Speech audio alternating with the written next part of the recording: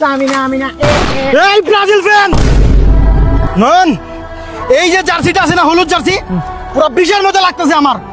মাইরা ফেলো রে, মার। লাটকাই গেছিস কেন নন? মার রে, মার। আমি ব্রাজিল ফ্যান মারতে পারবো না। কেন?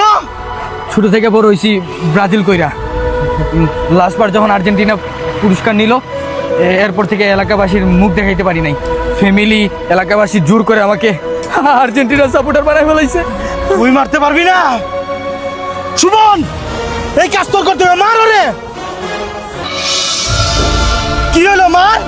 ভাই আমি মারতে পারবো না। কেন? কারণ একবার আমি রেস্টুরেন্টে গেছিলাম, রেস্টুরেন্টে খাওয়ার পর আমার কাছে কোনো বিল আসিল না। আমি রেস্টুরেন্টে খাইয়া কোনো বিল দিতে পারি নাই। আমি আমার বন্ধু বান্ধব সবারই কল দিয়েছিলাম, কোনো হালাই কল ধরছে না। তারপরে একজন আসছিল যে আমার হেল্প করছে। কে? একজন। একজনকে? তোর বাপ? না বাপ না, নেইমার।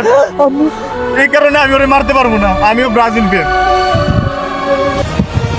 তুই দে, তোরা কেউ মার লাগবো না, আমি মাইরালে মরে।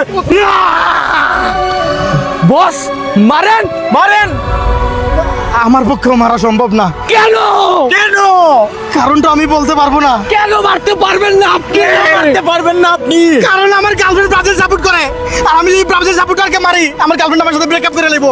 সাইয়া तू जो झूले प्यार से आराम